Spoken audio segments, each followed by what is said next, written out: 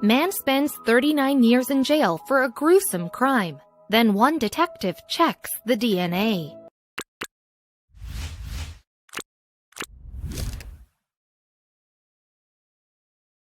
In November 1978, the cops arrested Craig Richard Coley for the murder of Rhonda Wicht and her son, Donald, who was only 4 at the time.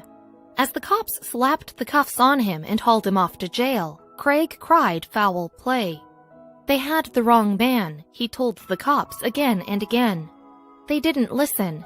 In fact, no one wanted to listen to him until nearly a decade later. But was it too late?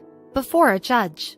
When Craig Coley stood before a jury of his peers, he couldn't believe they were buying the prosecution's story. Both he and his defense knew the evidence to lock him up was circumstantial at best, and the authorities didn't bring anything surprising to the table.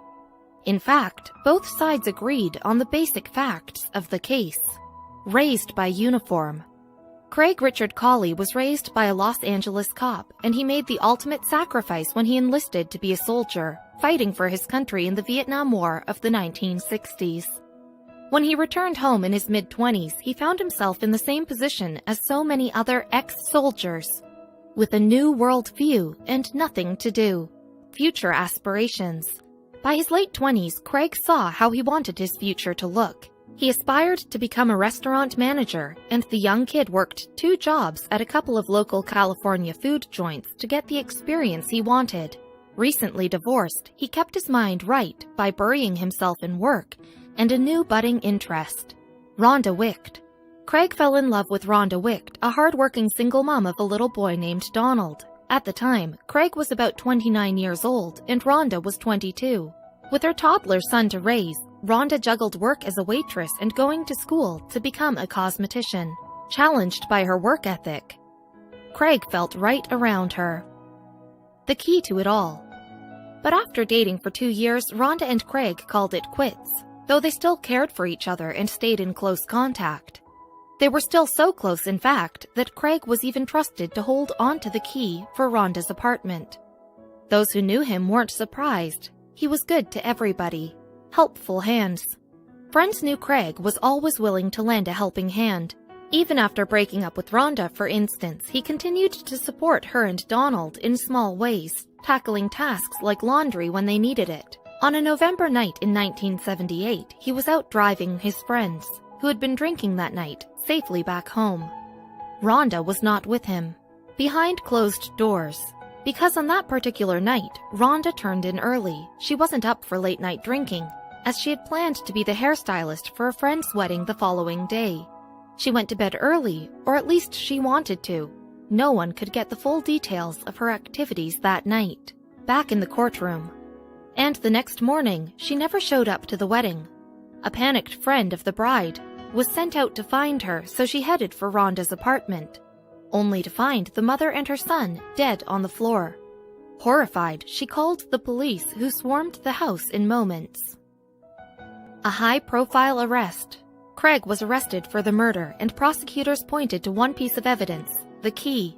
With no sign of forced entry into the home, it was surmised Craig let himself in and killed his ex-girlfriend and her son.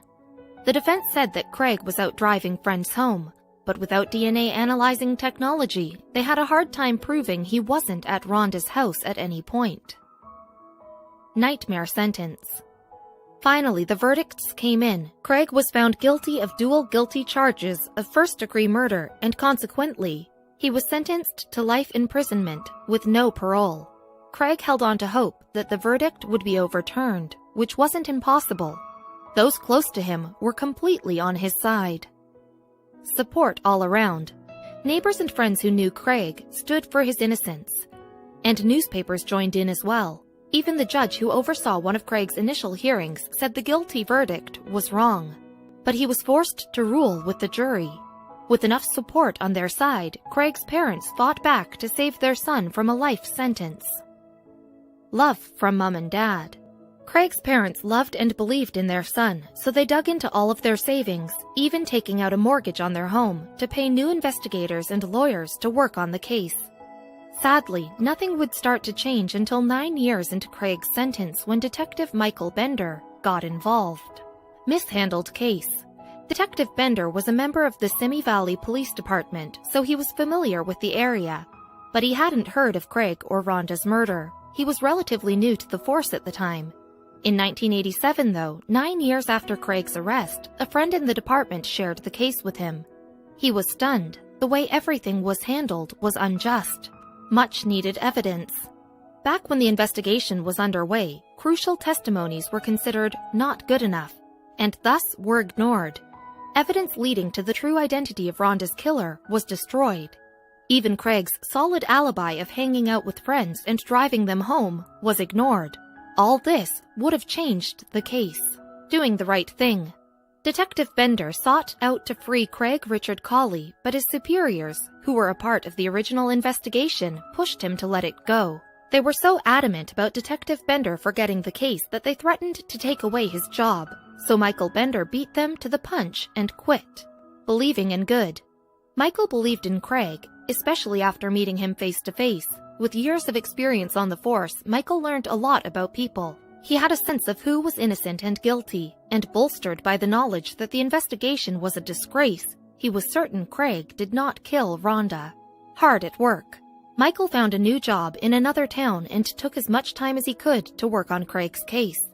Craig's mother offered support, supplying Michael with all the case files she had. While everyone worked hard for Craig, he found a way to work hard for himself. Spreading faith. Even in the worst situation, Craig tried to focus on positivity and kindness. He admitted that he had his bad days at Folsom Prison, but he made the best of his life after turning to a Christian faith. He started a Bible study group and helped out others in any way that he could. Blessed behind bars. Inspired and motivated, Craig took theology courses and earned a certificate as a Bible counselor and a BA in biblical studies.